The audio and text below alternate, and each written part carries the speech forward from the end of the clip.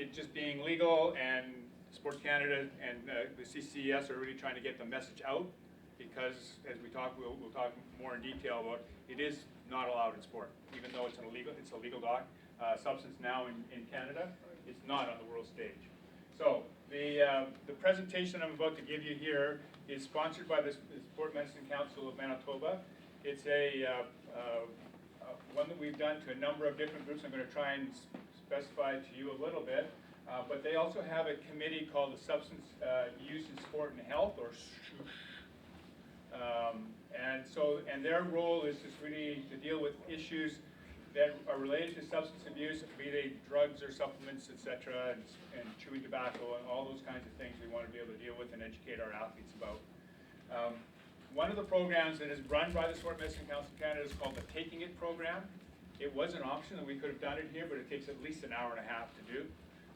So I'm just going to really briefly kind of go through the Taking It program for you. The Taking It program was actually developed by a fellow by Dr. Dean Creelars here in Manitoba, and we've been using it here in Manitoba for quite a number of years. Largely what it means is that it's not one of those programs that we come and say, thou shalt not, you should never do. It's not that. It really is trying to give you the critical thinking skills to make your own decision. And so it really works on these principles right here, the ones at the bottom. The first one will be fair play. And really, you need to decide whatever substance you decide to take, whether it's creatine or proteins or anabolic steroids or EPO, any of those kinds of things, you'll have to sit down and go put it through this checklist. So first of all, is it fair play? Is it something that I, as another athlete, think that if you're doing that, are we on a level playing field? Are we both competing equally and fairly? So you have to decide that. The other one is it legal? And this is a really good example in terms of cannabis. It is legal. It's legal in Canada. If you're 19 years and older, it's legal. But in sport, at any time, it's not. So that's a decision you have to make. If you choose to say, I'm going to do this, then you make the choice and say, I am going to break the rule. And based on breaking the rule, you are going to have to experience the consequences should you get caught. So you make that decision. Nobody's telling you whether you should or not. You make your own decision on that. The other is it a performance-enhancing substance? Does it really enhance performance? We're going to talk a little bit about that later on with cannabis. But there are other things. Yes, they do. You know, blood doping, for example, when you take out your blood and a month later you re-inject the blood into your system, it makes you have more endurance. As a cyclist, it is a performance-enhancing drug. So by virtue of the rules of sport, because it's a performance-enhancing drug or substance or method, it's against the rules. So you may choose to say, I'm going to take my chances, okay? But you're making the chance to say, yes, it is performance-enhancing. So other ones you might look at and say, they're not performance-enhancing. So if we look at some of the supplements out there, for example, as many of the claims that are being made by some of them, they are not performance enhancing. So you can choose to take it, but it's not going to help anything. The other one is it hazardous to your health? So is there risks to taking this? And if you ever watch the commercial on television now, when you watch the commercial for any kind of a medication now, the actual description of the medication and what it's supposed to be used for is about 10 seconds. The side effects are the next 50 seconds. There's side effects to everything. So again, look at this and say, is this a hazard to my health? And you may choose and say, I'm going to take the risk. I know it's a hazard to my health, but I'm still going to take that risk. On the other hand, you might say, it is not worth it because it's a hazard to my health. I'm going to make that decision. The other is medical. So is this being used for medical reasons? Does it have a medical effect for you? If it has a medical effect, and you need it, so if you're diabetic or you're asthmatic, you need that medication, then you say, I have to do that. There are avenues for you to do that. There are what are called temporary exemption credits for you that you can use. You can apply to them and say, I have to have this, and you are given permission based on your medical care. Okay? So that might be another way. Safety. Yeah, so it's another question. If I use this medication, am I safe to me and to other people?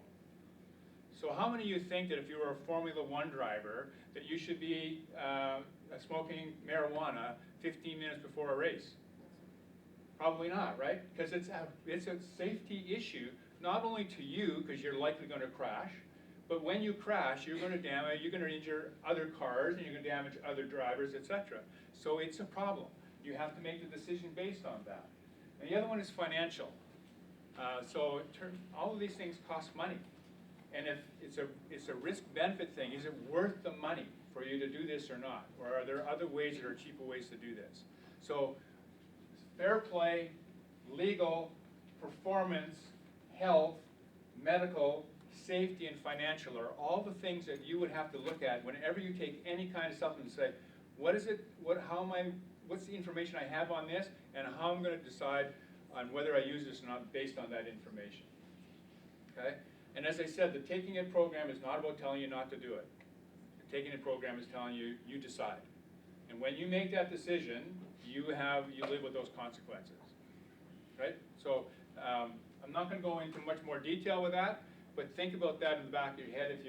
If people are coming to talk to you, if you're contemplating doing anything, look at this and be informed. Okay, and we're going to talk a little bit about that being informed stuff in a little bit more. The Canadian Centre for Ethics in Sport is the national organization that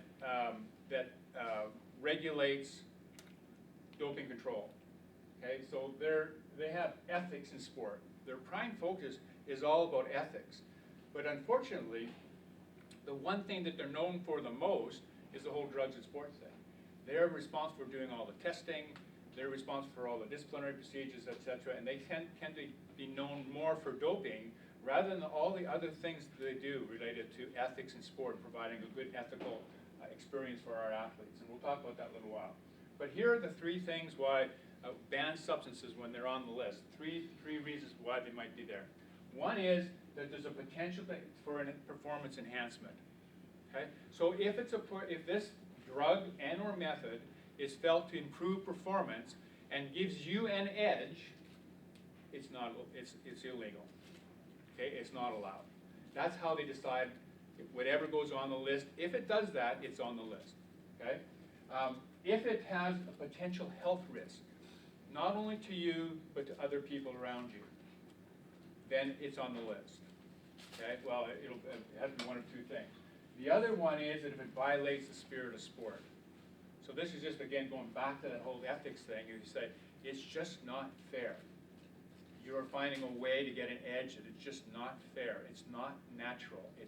Doesn't come from the fact that you have worked hard to get to where you want to be. You have found an easy way out. You found a cheat. You found an edge. And the other people that do not have that opportunity to get that same thing, it's not fair. It's not an ethical thing. Okay? I'll go just a little bit off script but the whole doping control thing has been a long time in passing. I was involved with the Sport Medicine Council of Canada back in the 1980s, which is a long time ago.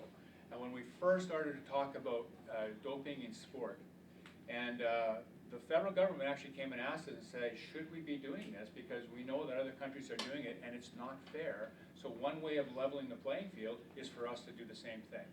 They came and asked the Sport Medicine Council, and there was a resounding no. We do not want to do that. It's not ethical. It's not fair. We may be losing out on medals, etc., but it's not ethical. And that's how this whole thing came about. And there was a survey that was done on national athletes, national team athletes. And one question that was asked of them is, if we could guarantee you a gold medal at the next Olympic Games, but in the next 5 years you would suffer a life-ending disease, would you take the gold medal? And a majority of the athletes said yes. And we go, are you kidding me? Right? Are you kidding me? The passion is that strong that you would be willing to die 5 years from now if you had a gold medal. So from that point on, we recognize just really how important it was for our athletes to excel. And in Manitoba, we have the Performance Enhancement Program. That was started quite a number of years ago to to say, recognize that you can come in and say to these athletes, you don't want to take these drugs, you don't want to do this, you don't want to do that. But at the end of the day, they want to succeed. So what we have to do is provide them with an alternative to succeeding. And that's why you have mental health and exercise physiologists and nutritionists and your coaching staff are all doing the kind of evidence-based scientific things to make you the best you can be without having to resort to artificial means. Okay? So we still recognize you want to get to the top, but we want to make sure you get to the top in a safe and effective way. And that's really the bottom line behind all of this. All right? So if any two of these reasons can be ascribed to any substance, it's on the list. I put this thing up, strict liability, and CCS says it is your responsibility, you as an athlete. It's your job. It's nobody else's fault. If someone gets caught, it is nobody else's fault but yours. And that is one of the reasons why you have these presentations and others, is to inform you. There is nobody who's responsible for this other than you. So it's up to you to make sure you're well informed. And this 45-minute little presentation is just going to give you an introduction to it. You need to be much more in tune about this, all right? So we're going to talk about the supplements and stuff later on. The WADA, just to put you in perspective where we are, the World Anti-Doping Association. This is a world organization, so this is not just a Canadian issue, this is a world issue. And I don't know how many of you were aware of all the things that happened with the Russian athletes at the last Olympic Games, where Russia got banned from the Olympics for cheating systemically right at the highest level to their government. They found that they were cheating, they banned the whole country from the Olympics, relinquished a little bit by bringing some of the people who were being unfairly tainted or painted by these people to allow them to come back and to compete at the Olympics as independents, not part of their country, not allowed to represent Russia, because of the fact that Russia were found to be unethical and using doping. So that's the World Anti-Doping Association. They're the ones who set the rules. They're the ones who set the lists. And we, as a Canadian sports organization, have agreed to comply with those and be regulated by those. All right? So they do a lot at the national level, and the CCS does stuff at the international level, and the CCS does it at the national level. So as I said, we got the code, we conduct it with our national teams, and as I said, the CCS does a lot more than that. It has other programs like the Responsible Coaching Program, the True Sport Program, the Succeed Clean Program, and so that's what they do. And now, I thought what I'd do with this presentation is really kind of show you where the resources are. So to go look at what the CCES is, and I don't know if it's going to work on this thing because it wasn't working. No. Okay, so I need to just bear with me a second.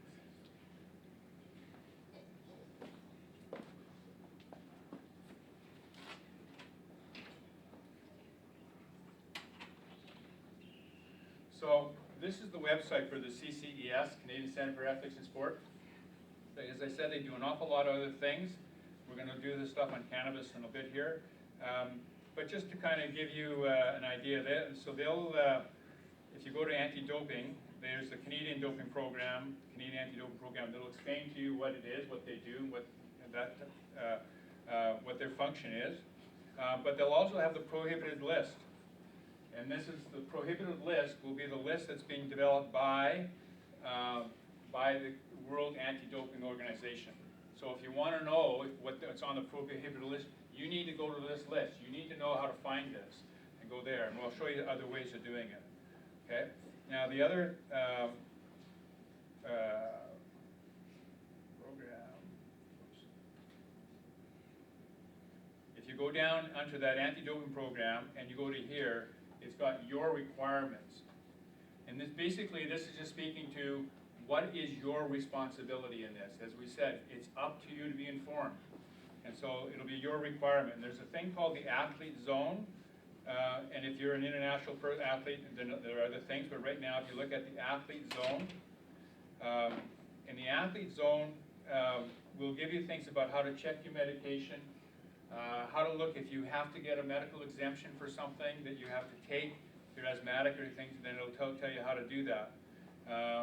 In this one here, this one where it's called Submit Your Whereabouts, this is for athletes, just to give you a perspective. How many people here, are there anybody here in the national testing pool?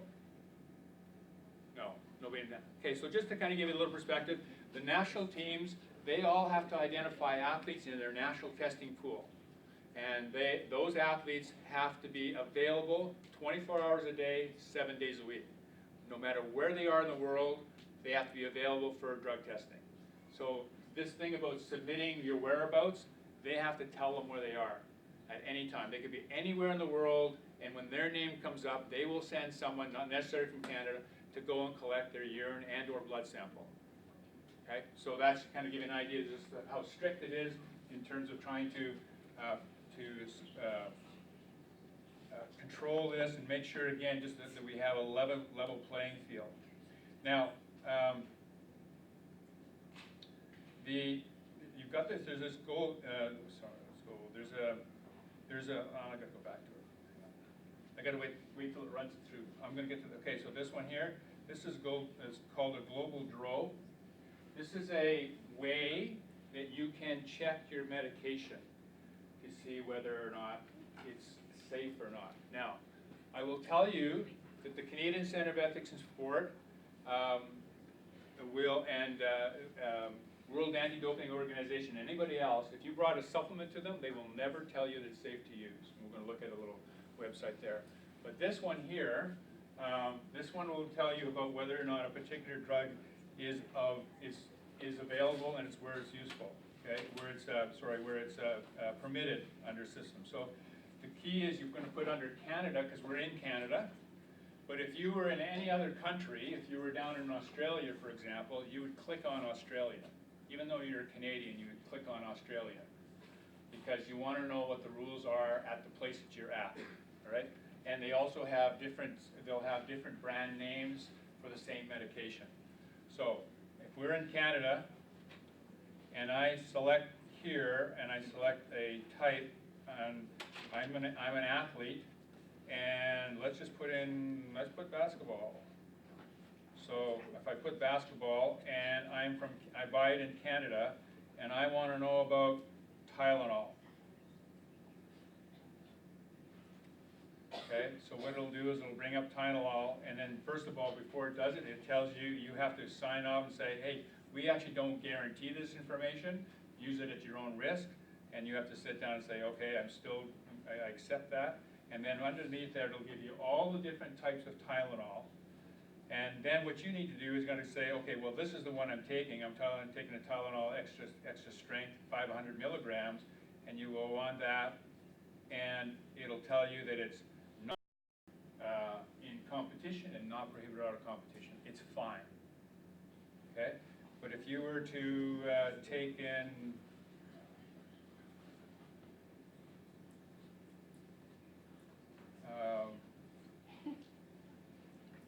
let's just say, let's put in instead, oops, I don't want to do that. I'll put in, okay, we're going to be an athlete again, basketball, and they also say that if you don't know which sports you want to put in athletics, because the list is pretty generic for everybody. It only changes for certain sports like archery and shooting and boxing and those kinds of things. So let's put in ephedrine.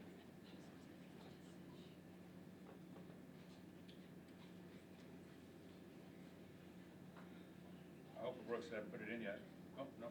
Okay, so it brings up ephedrine, and let's just say I'm going to take an ephedrine sulfate injection if I want to know that. So right away, in competitions prohibited. You can't be using that for a competition. This can be used as an injection. It can be used for medical reasons. So if you're out of competition, you're not competing, you're training, then it's not prohibited. So it's allowed at that point in time. So that'll give you an idea what you're doing. Okay. Any questions so far?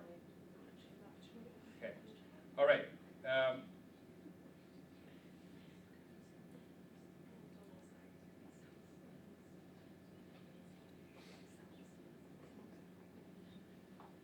so I've gone through those ones. And the other one I wanted to go through is the one on supplements. So I'm going to go back to that website one more time.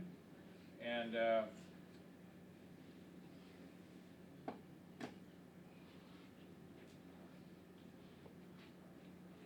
so in here you will have, it'll come up, you can bring it up in here, it'll bring up, where do I go for it?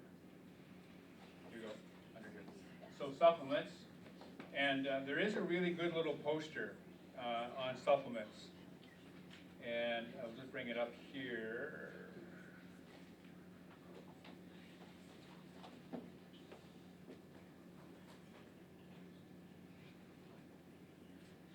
And I think this does a real good job of sort of summarizing it. It's not in PowerPoint form, I'll just have to scroll up.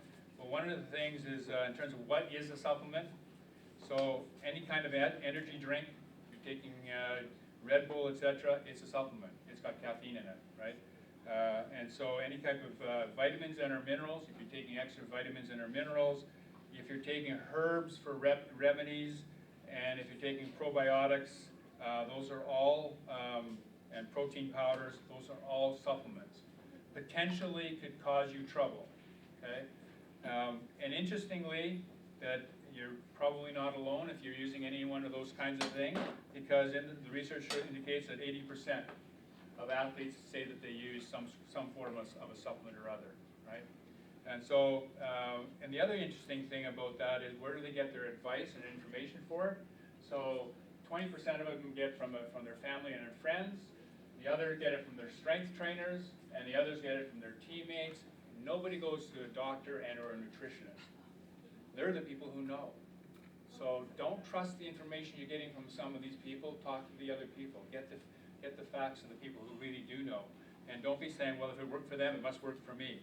That's not the way to get this. That's how you get into trouble. And most of the athletes who test positive because of supplement use, that's what they say. I got it from somebody else, I thought it was safe. Okay? So the other thing is, in terms of the top reasons why athletes are using it, so about 30% of them are using it for maintenance and to prevention, and just to help recovery for training. That's about most of the time that they're using it for. Others might be using it to increase their energy, smaller number. Others are for exercise recovery. Others for increasing low mass, so protein and strength. And others for their enhancing their immunity. And others may have some medical conditions. So there's a number of different reasons why people take them. But on the other hand, if we look at the athletes take too many supplements, that this one here, so this will tell you that in terms of vitamins, and lots of people take vitamins. This is not going to work. There you go. So if we look at vitamins, the recommended daily intake of vitamins is in this area here, and the average that an athlete takes is about 2 to 3 times as much that they take. So most athletes are taking 2 to 3 times more vitamins than they actually need. And the rule of thumb is if a little bit is better, more must be, if a little bit is good, more must be better. It's actually not true. The body is a wonderful thing. There's a statement, a principle called homeostasis. Homeostasis means that the body is always balancing itself out. Did I say something wrong? So the body always balances itself out. That means that if you take in a lot of vitamins and it doesn't need it, it gets rid of it. Where do you think it goes? Athletes have some of the most expensive pee in the world, right? Because that's where it goes. It gets filtered through your kidneys, it's gone through your urine, and they just get rid of it. Now the problem can come in that if you take mega doses of it, your kidneys can't get rid of it fast enough. And it builds up in your kidneys, and it builds up in your liver, and you now have toxic effects, and you can die from it. So you can die from heavy doses of vitamins. Okay? The same thing is true with minerals, like zinc and those kinds of things. Are calcium and the recommended doses here. This is the average that athletes take, 1 to 2 times more than they require. So again, it's the same story that you're taking more than you actually need because you think that more is going to be better. In fact, more can be a lot worse. Okay, so you have to get that information from people properly. And then should you believe the hype? So there's a lot of information goes out, especially on the internet now, with quote-unquote fake news that goes on. It's amazing what is going on out there. I mean, if you watch some of the Dr. Oz things and fat and lean breakdown and stuff, and you go back and find out it's a whole big scam. There's one big scam going on right now that is 2 women who have done this with minerals, with vitamins, with some proteins. They all make the same claims. They make it looks wonderful, and it's Shark Tank people are all said. They say, oh, the Shark Tank people have all endorsed it, and it was the highest ranked investment in Shark Tank history for this particular drug. And you watch the videos, and it looks like they're actually claiming it. Go down into it deep down and say it's an absolute scam that's been happening, and yet they're making a fortune on it. So make sure you use these things with a critical eye and ask the right people for that information. Now, are they safe? Well, we've already kind of talked about the fact that in too much they're not. And so they do have a role to play if you're deficient in them. If you're deficient in vitamin D or vitamin C or vitamin E or vitamin B12, if you're deficient, they play a role. You will see the effects of that. Your doctor can do a blood test and we'll be able to find that you are low in those areas, iron, etc. Right? So yes, they do have a role. But as I said, only in certain limits, and more will be dangerous. And and the other thing is that with supplements, it depends on where you get them. So we're going to talk a little bit about manufacturing in a second, but they can be made anywhere, right? And I remember many years ago where one of my athletes brought in some supplement that he brought in, and it came from Korea. And when I looked at the label, on the label in the ingredients, it was crushed chicken testes. Crushed chicken testes. I didn't even know chickens had testes, but that's what it was supposed to be in it. Crushed chicken testes. Okay, so if you look at the labels, and if you can't say the words or you aren't interested in eating it, don't take it. These things, there's also the room for cross-contamination. This is where supplements have gotten the biggest problem, is this opportunity for cross-contamination. Some of the less credible salespeople in labs, they'll make steroids today on Monday. They'll make steroids on Monday on the counter, and on Tuesday they're going to make vitamin C, and on Wednesday they're going to make some other supplement, and they haven't cleaned their counter, or they haven't cleaned the bowl. And so there's cross-contamination all over the place. So you may be thinking you're taking something safe, but it's been cross-contaminated. It's in your system. It will be in your blood and in your urine, and you will test positive, even though you didn't think you wanted to. So you got, and so many of our athletes get caught this way. Okay? So that's the whole contamination thing, and so it'll be, they're illegal, and you'll test positive. So where do you go? Get the facts. Go to the CCES again and get the facts from them. But I'll also show you one other site that you can go to, and that is it's called NSF Foundation, an NS Sport. So this one here, and this one here is an organization that's been developed by all the supplement companies. The reputable supplement companies have all decided they're going to get together, and they're going to police themselves because of the risks that were happening so far. So these groups are going to say, well, we're going to police ourselves. There is no rule against this, but we're going to police ourselves. So now they've said, in order to be on this list, you have to demonstrate a reputable way of manufacturing. You have to demonstrate that everything that's on the label is actually in the product in the right concentration. So it's legit material. So you can go here. This is a one check, but it's not an absolute check. But if I went on here, for example, I typed in creatine, and what it'll do is it'll bring up all of the creatine products being made by the manufacturers in this foundation. So you can either go to this list, if this is what you want to do, you can go to this list and say, well, it's on this list, it must be okay. Or if you've already bought some, go to this list, and if yours is not on the list, throw it out. Because this is one check to make sure that to give you the best possible chance that there's no cross-contamination. But as I said, if you brought that list to the Canadian Centre for Ethics in Sport and your bottle, and you say, is this okay to take? The Canadian Centre for Sport will say, you're at your own risk. They'll say, it's on that list, but I can't tell you whether or not that bottle actually came from the manufacturer, whether the label actually came from that manufacturer. It could have been all manufactured somewhere else. Somebody else is trying to make a buck. So I can't tell you that. So you're trying to minimize the risk as much as possible, but it's not a guarantee. All right? So again, go back to this NSF Sport list, check the medication you have, see if it's on the list. If it's not, then you should get it checked even closer. Questions on that? Okay.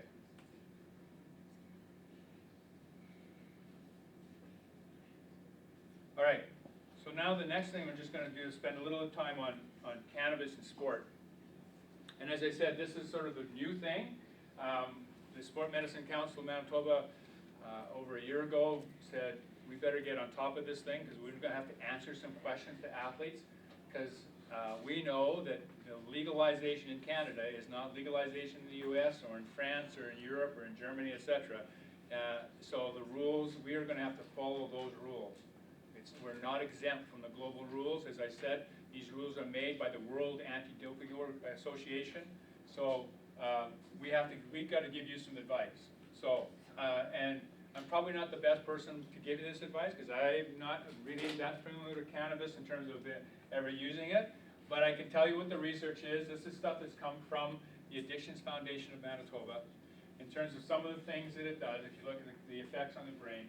And this is particularly important for you because the research is very, very clear that the human brain, the adolescent brain, is very much in its developmental stages up until the age of 25.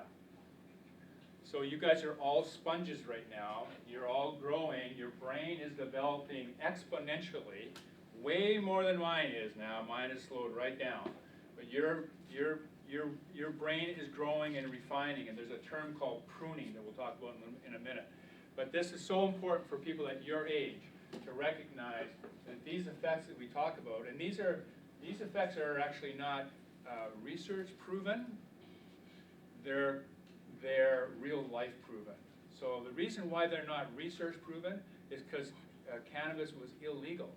We could not, as a university, put this half of the room on cannabis and that half of the room on not on cannabis and test the effects. It was illegal. You couldn't do that. Now we can, and now universities are doing a lot of that, and there's going to be a lot more information coming down the pipe in the next 5 to 10 years on this whole issue of cannabis, whether or not there's effect on it. But these are based on what's actually happened to people. So people who are consultants in the Addictions Foundation of Manitoba, we see these people on a daily basis. This is what happens. So what does it do? Well, it changes the way that you process information. You're basketball players. You think on a split second. You make 5 different decisions inside of a millisecond. And so if you are impaired in your processing speed, then that's going to affect the way you're going to play. So tell me it's not a performance enhancing or performance degrading drug. It makes your blood vessels dilate, so you will have red eyes. So wear sunglasses, because we're going to tell. Your eyes are going to come out, you're going to be bloodshot, right? So that's going to be a sign. It's extended heavy use can be addictive. It can be, most of the research is indicating that it's not really physiologically addicting, but it is psychologically addicting. So careful with that.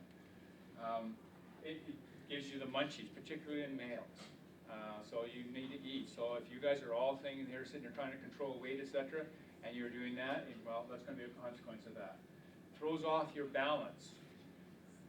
Okay, so you're up going off and taking a jump shot, and you're off balance by 1 degree.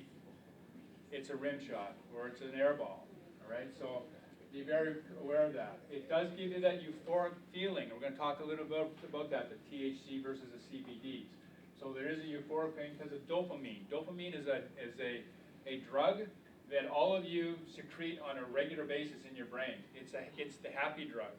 So when you finally get your exam results and you just scream out loud, you just released a ton of dopamine in your system. It's a very euphoric feeling, right? So that's what it does. This will artificially release this dopamine feeling and do that for you. It can make you hallucinate. And it also will increase your heart rate 20 to 50 times. So here you are. You want to perform, and sure, if my heart rate is up 20 beats a minute more, man, I'm working like a machine now. I'm working a lot faster. I can get up and down that court real quick. I get fouled. I go to the foul line. What am I supposed to do when I go to the foul line? I'm supposed to take a deep breath. I'm supposed to slow down. And my heart rate is going boom, boom, boom, boom, boom, boom. There's no way that I have that fine motor control to do that. It just won't happen, okay?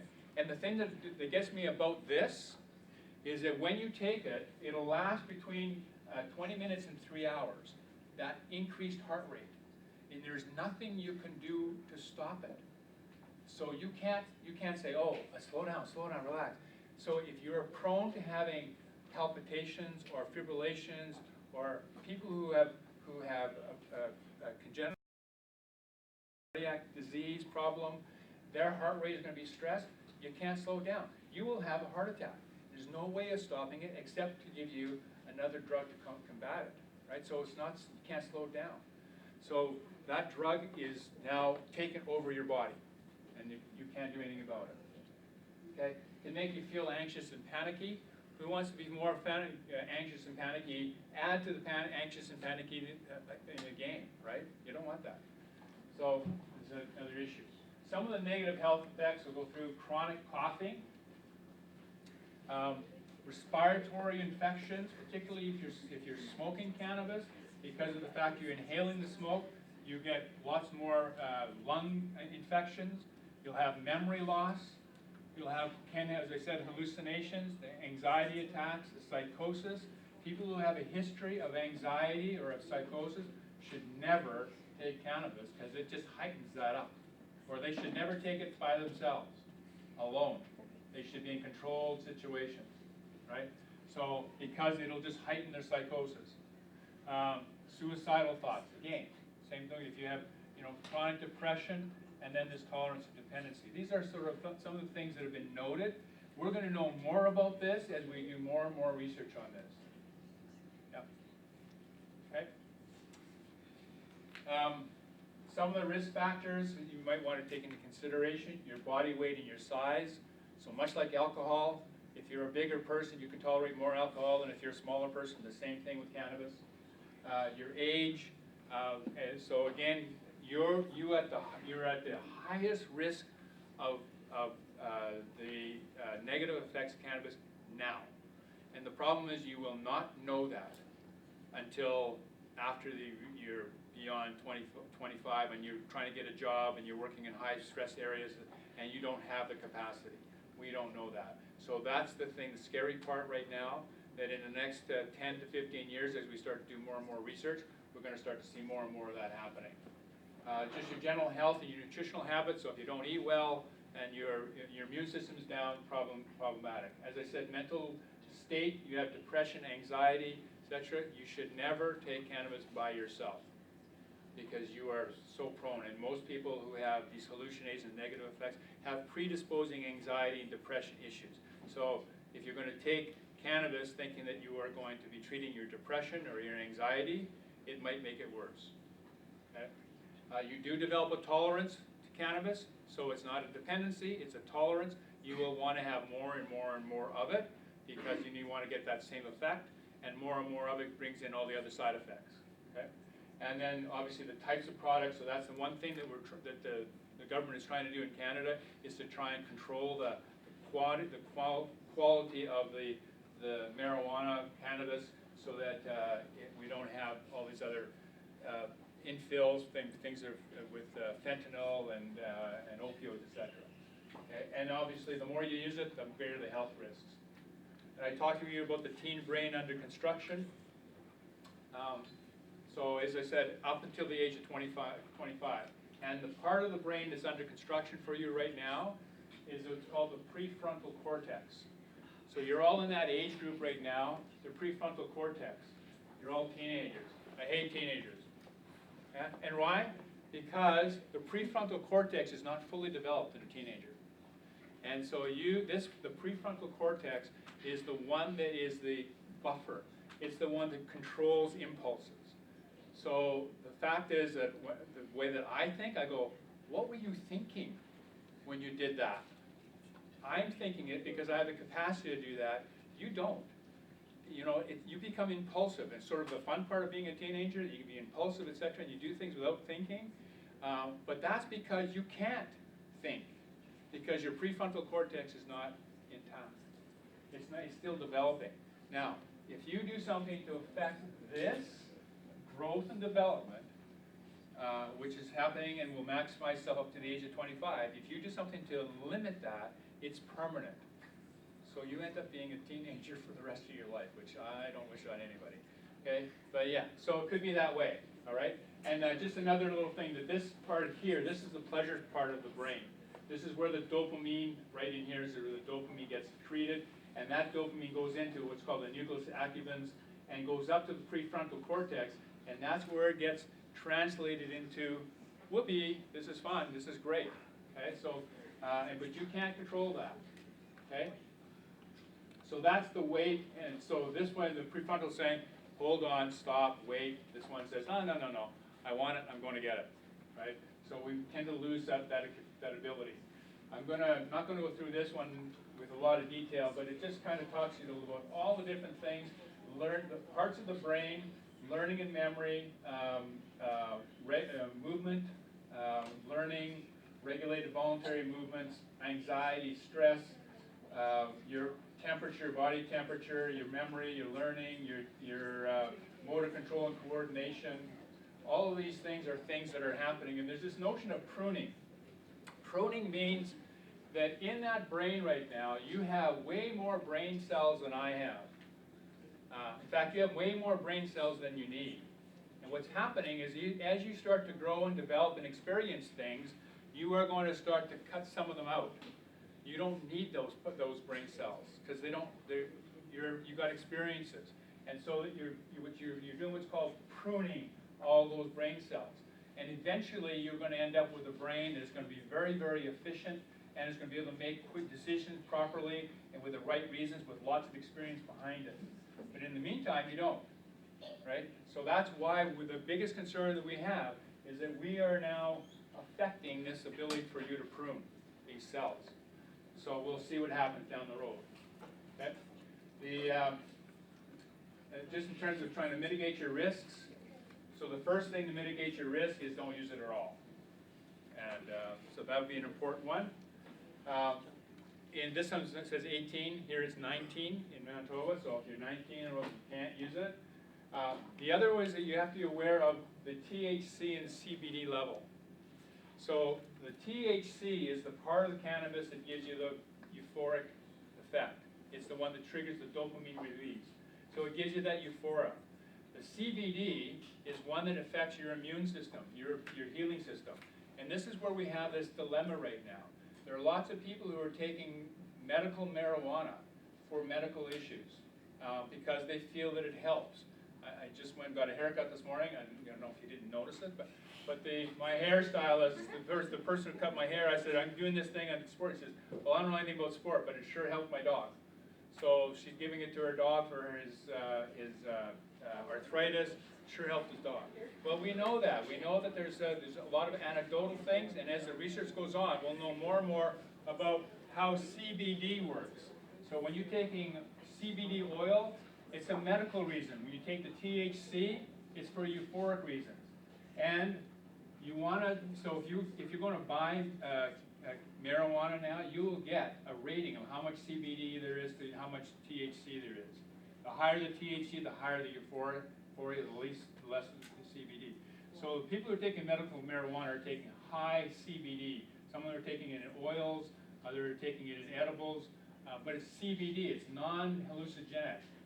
Okay? It's for medical reasons. Don't take anything that has been synthetically manufactured. So this is what the government's trying to do. Do not take anything on the black market. You don't know how it's been made and what it's filled with. So that's where you run into hazards.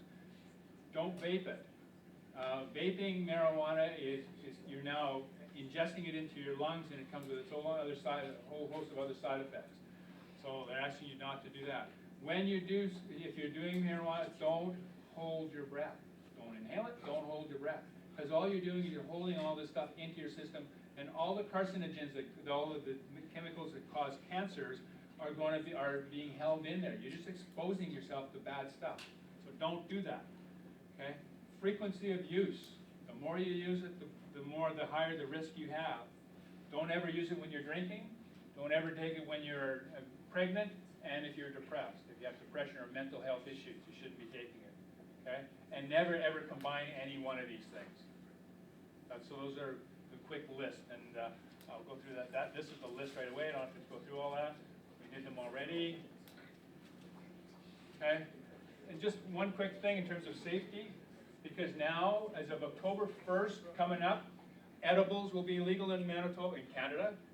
So you have to be very aware of that, that if you take and you inhale a joint, the effect comes on very, very quickly, 20 to 60 seconds, lasts about 15 minutes with its maximum effect, but its residual effect will last 3 to 6 hours.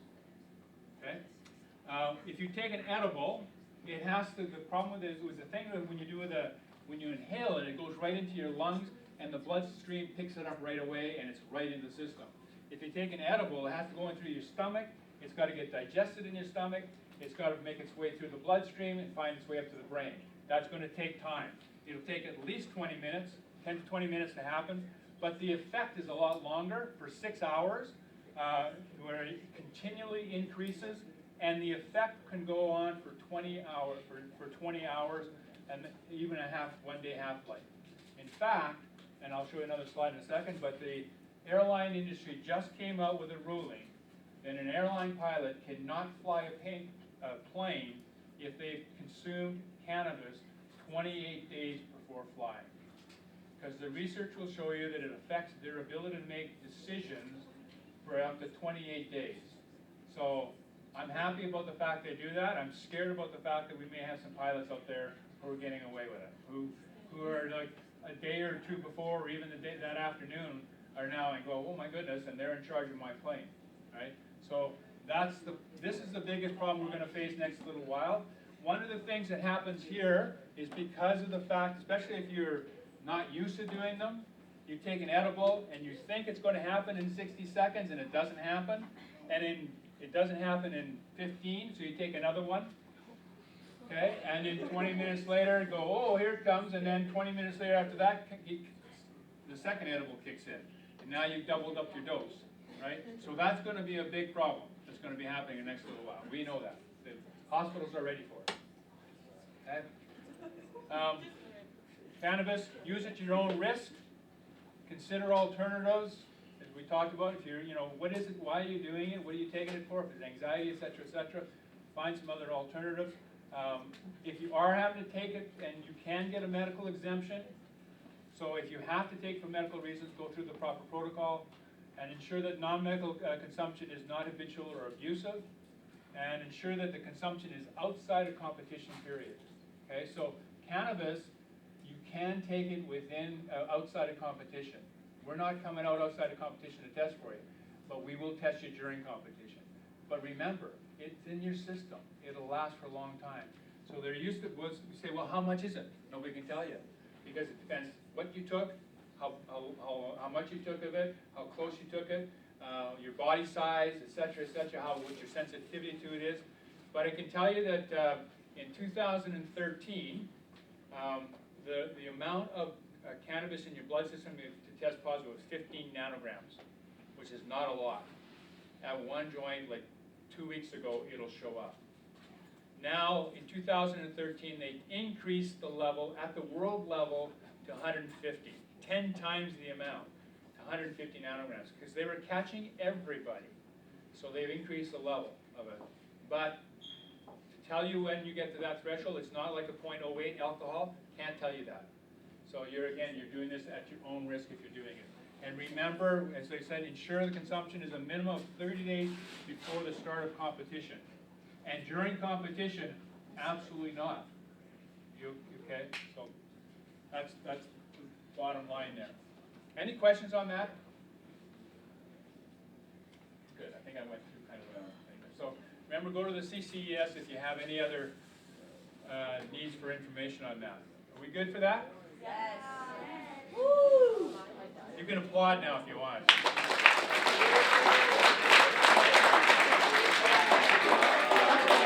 Oh, okay, well, you think that one was good.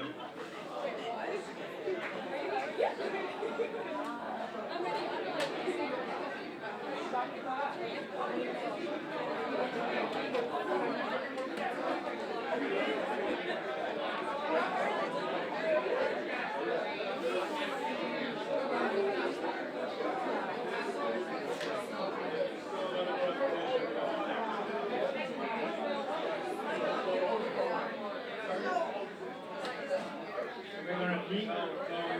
We go for a peek. Hey, you guys still got another presentation yet?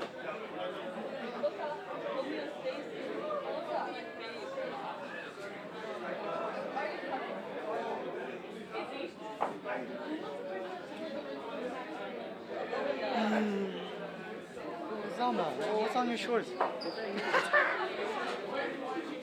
What's on my...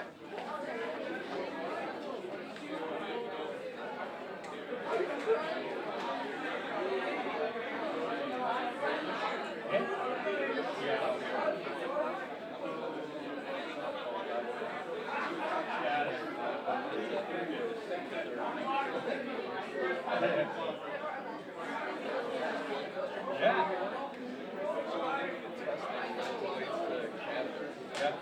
So if there was an athlete that is using CBD for other reasons not recreational, and I use or do they just test the T's? So if someone was just on like a CBD. Yeah, but the problem is that all CBDs have THC in them. Oh, okay. So The small are all around. Oh, okay. They all have it. That's a very good question. Okay. So they all, yeah, CBD is.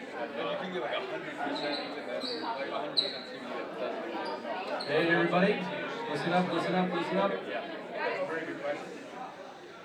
We've still got one more piece of our presentation to finish up on the topic of concussions. So if you could just find your seats again, I know you needed a moment to make noise and stretch your legs, but we'll find your seats, we'll start back in about a minute.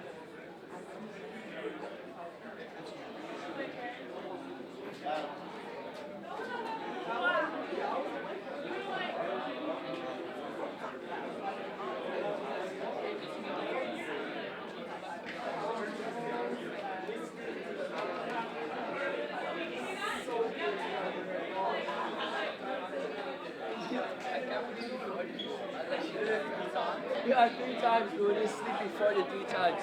Oh, God.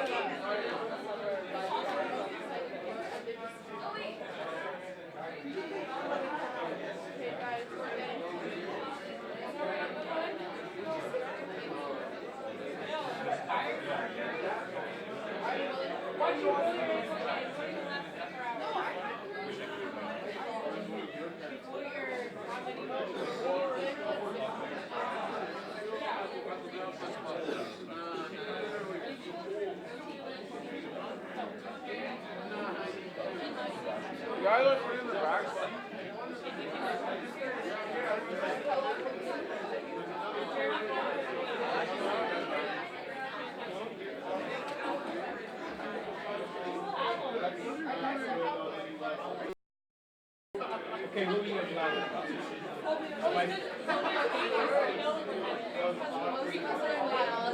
We never thought we did. I was trying to find all of There that. you go, you see?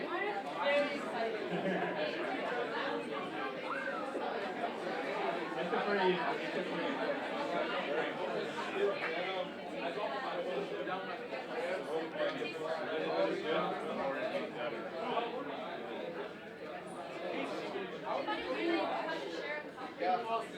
All right, all find your seats again. We'll get Glen going here just to wrap up on the topic of concussions, very important topic. And we've got about 25 minutes left. And then from there, we'll get to the next steps of Team Toba Day. So I'll turn it back over to Glen. Okay, guys, we're all. I should have known better to let all these undeveloped prefrontal cortexes go off on their own. Okay, so this part of the presentation is actually more to my liking. I mean, it's what I do more of. I do a lot more work in concussion. The concussion presentation here is the Sport Manitoba concussion presentation. It's one that's been developed by Sport Manitoba to deliver to a whole host of people, athletes, parents, coaches, etc. It's a little longer than the 25 minutes that I'm going to have. I'm going to try and go through it as quickly as I can and try and find the things that are more pertinent to you guys. But I think from the standpoint of sport, one of the biggest risks we have to sport right now is concussion. Many sports, many parents are not registering their kids in sport because of the risk of concussion, because of what they're hearing about concussion. And you're going to say, well, that doesn't apply to basketball. I just finished a project, I just published an article last month on the incidence of concussion in university sport. Can you tell me which you think are the sports with the highest number of concussions? Football. Not football. Football is actually 7th. Hockey is 6th. Okay, you guys. Rugby. Men and women's rugby. 1 and 2. What do you think number 3 is? Which basketball? Women's basketball. Number 3. Where's football? 5. 7. Football is 7. Hockey is 6. 5. Yeah. Up in there. Football is 7. Women's basketball, top 3 in concussion.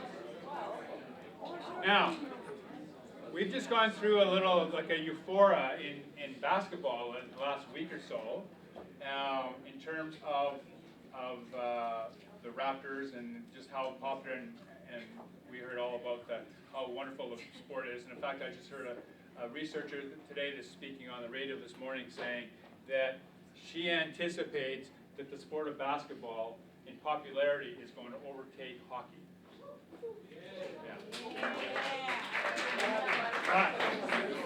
But if it ever gets out that women's basketball is next to rugby in terms of concussion, guess what parents are going to say? Not for me. All right. So that's where I think Ross talked to you a little bit about responsibility. That's one of the responsibilities you have as athletes. You have a responsibility to the sport, not just to your team, and not to Sport Manitoba, and not to the province of Manitoba, to the sport itself. You have a responsibility for that. And so soccer, hockey, football, and rugby are all on the hit list, where people don't want to send their kids. Basketball right now is on, hey, this sounds like it's a pretty good alternative. But if it gets out that when you go out there and you have concussion, if it gets out and you have concussions, they're going to say, not for me, right? Men's basketball was 8th on my list. Okay, so I'm just saying this is important information for you. This is important information for you individually. You don't want to get a concussion. How many people have had concussions in this? Okay. How many people actually enjoyed having that concussion? Yeah. It's a terrible experience. It's an awful experience. Okay? So you want to try and avoid getting it for you personally. You don't want to have your teammates to go through it. How many people wish it on their teammates that they should have? Yeah, that would be a fun thing for them to do. No. Okay? So you want to avoid that. How many of you would want to inflict a concussion on one of your opponents? Don't ever put your hand up. Okay? Right. Okay, so that's all where we want to go with this whole discussion. So, just to give you an idea, first of all, this is evidence-based. This is information you're getting from the Canadian Concussion Guidelines. This is an international consensus statement. They meet every 4 years. They talk about concussion in sport. They come up with new guidelines. So this is a world phenomena that we're dealing with, and this is the information that we're trying to present to you all over the globe. One of the things that the Canadian guidelines on concussion, one of the things that they recommend is that every athlete should go through a preseason education on concussion. Some of that is sort of what we're doing here now. 25 minutes is probably not going to be enough. But so there are ways you can go online, you can do some more information, but get more information. So preseason education, we're doing a little bit of that as we talk about now. What is a concussion? So I'm old and gray, and at one point in time, a concussion was classified in 3 ways: grade 1, grade 2, and grade 3. Grade 1 was you had a loss of concussion less than 5 minutes. A grade 2 is a loss of concussion between 5 and 15 minutes, and a grade 3 is loss of concussion for 15 minutes or more. What a terrible way to try and judge that, because we miss an awful lot of people who had concussions. So right now, a concussion is not one where you have loss of concussion consciousness as its primary thing. A concussion is a functional problem, as we talk about it right now. It's the fact that you have now shaken your brain. Okay, when you shake your brain, and I should have brought one, I usually make a little bowl of Jell-O. If you look at Jell-O and you shake the Jell-O, that's the consistency of a brain. It's like Jell-O. It shakes like that. Okay, so when you have it inside your brain and you shake it either forward or backwards, side to side, or rotation, you cause this thing to stretch. And all those nerve fibers that you are supposed to be pruning out right now, right, and they get stretched. And when they get stretched, they lose their ability to send messages to each other. They lose that functional ability to talk to each other. So if you're a vision, if it's a optic nerve, it's not sending the message to the optic part of the brain properly, and you're not seeing well. Or the two of them are not working well, and you're seeing blurred vision. Or your eye is not constricting properly because the bright light in your eye is not being understood properly to the point where your eye should be squinting or constricting. So people who've had concussions hate fluorescent lights, correct? Do not go outside, because the brain, the cells that are telling that eye to constrict are not functioning properly. And again, depending on which part of the brain you damage, it gives you different things. So if you had damage to the prefrontal cortex, that frontal cortex we just talked about, that's the one for controlling behavior. It's one of the things that gets detected first with people who have concussions is their friends going to start saying, why would you react that way? You've never reacted that way. Why would you act that way? They're not the same person. You hear that lots and lots from people, because the prefrontal cortex has been affected, and their ability to buffer and screen things and say, no, that's not right, I shouldn't do that, or I shouldn't, they lose it, and they act impulsively. They become violent, or they become abusive, or they become emotional, or they become reclusive. They're just a different person. Okay, so that might be that part of the brain. That part of the brain is visual. Side part of the brain, speech. Other parts of the brain are going to be balance and movement. So depending on the part of the brain, you're going to get a whole host of different kinds of symptoms. Okay? So the key there is that one of the things that hospitals deal with a lot is when a parent brings their child into the hospital and says, they have a concussion, I want an MRI. And the doc says, we're not doing an MRI. And they get mad and they yell and scream, I want to get an MRI, I want to make sure that they don't have brain damage. Because this is a functional injury, the MRI will not show that. Okay? You haven't torn anything, you haven't damaged this, you've just stretched it and it's not working right. So CTs, MRIs, we don't use anymore. So if you have a concussion, and don't get all upset when they say we're not doing an MRI. The only time they'll do an MRI is they think it's something more severe and it's an actual bleed. That you actually have ruptured blood vessels in the brain then they'll do that to kind of go and see where the bleeding is, and that's an emergency situation, so that's a whole different story. Okay, so what causes the concussion? Blow to the head, neck or face, we talked about that. Up through here, to the side, to the front, to the back. The thing that causes the most damage to the brain in terms of its function is rotation. So if I get hit here and I rotate, I get an elbow through the cheek and I rotate like that, my brain just went back and forth and sloshed in rotation as well.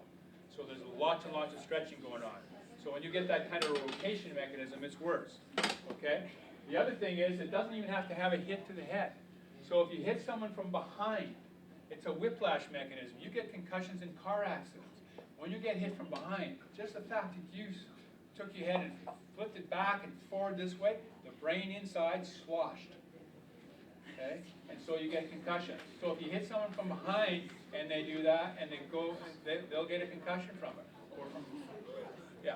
Okay? So you don't even have to have the hit. It doesn't have to be a headshot. Not that I want you to try and do it in a different way. I'm not trying to give you those kind of ideas. Okay? So we'll go through that one real quick. This is it's a really busy slide. I put it up there just so because we're going to use it as a reference. But this is what we refer to as an algorithm. An algorithm is a step-by-step direction for the doctors to see. So we've had at the very top that preseason education. But if you get a concussion, then we're going to say, in terms of recognizing the concussion, so the very first box up there, that's recognizing. So who does that? Well, athletes do it, parents do it, officials, trainers, teachers, healthcare professionals. They're all involved to say there's something going on, something weird. I can tell you, I remember one of my athletes, this is a little more than a concussion, but one of my athletes, when I was still a student therapist at the University of Alberta with a football team, and a guy came off the field and went and sat down on the bench, and nobody paid any attention to him except that one of his friends went over to see him, and he was sitting there on the bench by himself with his hand in his helmet, and he went over and talked to him and said, "What's going on?" And the guy was crying. And I go, "Okay, that's weird. You know, you're 230 pounds and you've been beating everybody up, and here you are sitting there crying." So he came over to tell us that he was crying. I go, "That's weird." Okay, so we went over and talked to him, and he was deteriorating fast. And we got him, luckily we got him to the hospital within like 3 minutes. The University Hospital was on the same street as our football field, and we got him off and had life-saving surgery to save him. But the reason why he was saved is because one of his friends went over and said, "You're not acting right," and he saved his life. Okay, so that's where I talk about athletes. That's your responsibility as athletes. Now I'm going to tell you, I'm going to deviate from this just a little bit, because I'm going to tell you that I've seen hundreds of concussions. I've done tons of research in concussions. You might say some people will say I'm an expert in concussions. I am not an expert in concussions. There is no such thing as an expert in concussions. We know so little about concussions. But I can tell you also that I'm an athletic therapist, and I've been on lots and lots of basketball courts with lots and lots of basketball games and seen concussions on the basketball courts as well. But here's the thing. When someone comes to see me and said, "I just got an elbow to the head and I'm not feeling right, I'm nauseous, or my head is pounding," I have no idea whether they have a concussion or whether they have a bleed. There's a big difference between the two of them. A concussion is this functional shaking of the brain.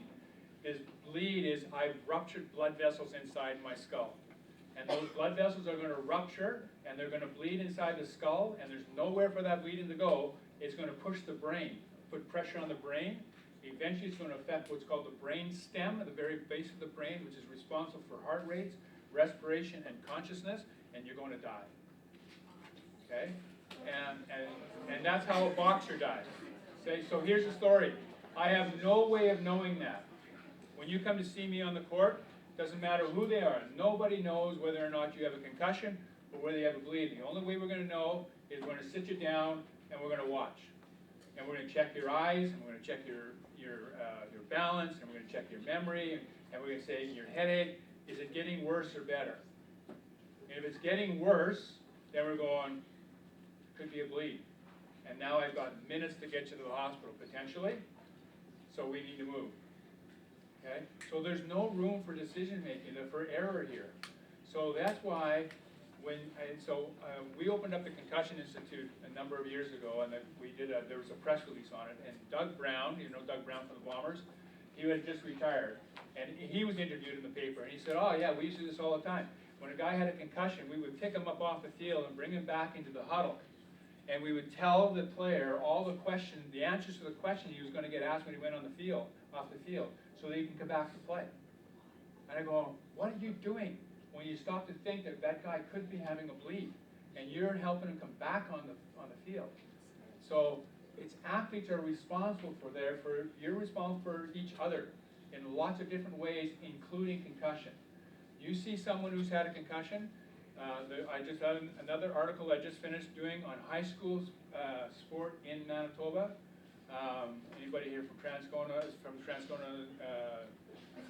Yeah. So 45% of those athletes, 45% of those athletes suffered a concussion, didn't tell anybody. Half of them. Okay. So. And they also said, and the reason why I did not, the number one reason why they didn't want to do it, I didn't want to let down my teammates. So they're putting their lives at risk because they don't want to let down their teammates. What that tells me is, you're the one who has to take care of them. You've got to turn them in, right? Because of the fact that they might have something much more severe. The whole notion of second impact syndrome is another concept of concussion. That if you go back to play without fully recovering from concussion, one concussion, you are much more prone to getting a second one, and the reaction, the consequence will be much greater, oftentimes life-threatening. So we have to take care of each other in that respect. That's if you don't remember anything more than that, remember that of this whole talk. You've got to take care of each other. Okay. So these are the myths, okay? One of the myths is that there are no instant symptoms after impact. If there's no instant symptoms, there's no concussion. So if the person doesn't have an immediate problem, no concussion. False. An example that I had working with, I had one guy during the game where he sustained a concussion. We went out, grabbed him out, pulled him out of the game. And we brought him back at the end of the game. We brought him into the dressing room. He's getting better and better and better and better. And all of a sudden we find out our quarterback is getting worse and worse and worse and worse. We didn't even know the quarterback. The quarterback played full game. Quarterback we didn't know he had concussion. But he got worse and worse and worse. His symptoms, he played. He didn't show any symptoms. So this guy who had all the symptoms got better and better. This guy who didn't have any symptoms got worse and worse and worse. So they come as they go along. They can happen up to 24 to 48 hours afterwards. In fact, they can happen months later. Okay, so that's very important. 24 to 48 hours after injury. Concussion, knocked out. Again, I talked a little bit about that. That only 10% of all concussions involve loss of consciousness. So that's not what we're looking for. Okay. The study that I did, most of them people knew about things like headache, blurred vision, loss of balance. The one things that they didn't associate with concussion in your age category was emotional things. Anxiety, depression, elevated emotions. They didn't think that was concussions. And in fact, that is a very strong component of concussion. So if you see any of your peers and they have a history of getting hit, and then the next day or two they're acting sort of weird, different, okay, not because of that prefrontal cortex problem, but okay, it might be because they have a concussion. So be aware of that. Turn them in. Okay? All right, so these are the things you're going to look for. On the physical side, any dizziness, nausea, and vomiting. We usually say that if you vomit more than 3 times, get to the hospital. You have a very serious problem. Okay? But if you're vomiting, you better come in and see somebody. Right? If you've got pressure in the head, you have headaches, you have balance problems, sensitivity to light, we've talked about. If you have neck pain, this is a red flag, because maybe we have more serious neck problems. I've had patients with fractured necks who have come in to see me like a week or 2 later, and they have a fractured neck, and they could have died. Okay? So seizures and convulsions, they have blurred vision and loss of consciousness. So loss of consciousness at the bottom of the list. Cognitively, their brain, sensitivity to noise. They feel slowed down, low energy, difficulty remembering things, confusion, drowsiness, difficulty concentrating, and amnesia. One of the areas we notice this most is in the classroom. You can't tolerate being in the classroom, too many noise, lights, can't concentrate, etc. I can't deal with this. So we recognize that in the classroom, okay? Here's the other one on emotions. So irritability, nervous or anxious, they're more emotional than normal, they're feeling in a fog, and they don't feel right, or they're sad, and they can't explain it. Okay, then you need a trigger on that. Okay, if they're sleeping, if they can't sleep or they sleep too much. Okay, so they don't unable to get to sleep, or they have poor sleeping quality, or they sleep too much. That's a problem. Should be investigated. Okay. On the field, things you might want to look for: if they lie motionless in place on a playing surface, so they fall down and they stop moving. If you see someone who falls and the hands go up like this and down slowly like that, they're unconscious. They have a concussion. Next time you watch a hockey or football game, you watch them, they fall, hands up like this, and they drop down and they're unconscious. Okay? So be aware of that. They're slow to get up after a direct or indirect hit. If they're disoriented or confused, if they have a blank or vacant stare, they're just not concentrated, they can't focus on things. Poor balance, walking, and any facial injuries after head trauma, and if they're clutching their head. That guy was sitting there holding on to his head. That's a good sign. Okay, so make sure you know that. These are some red flags. These are really serious, can lead to serious things. If they complain of neck pain, I said, so if they have neck pain, they could have a fracture. We need to make sure that's not the case. If their consciousness is deteriorating, this is what we're doing, we're watching for them.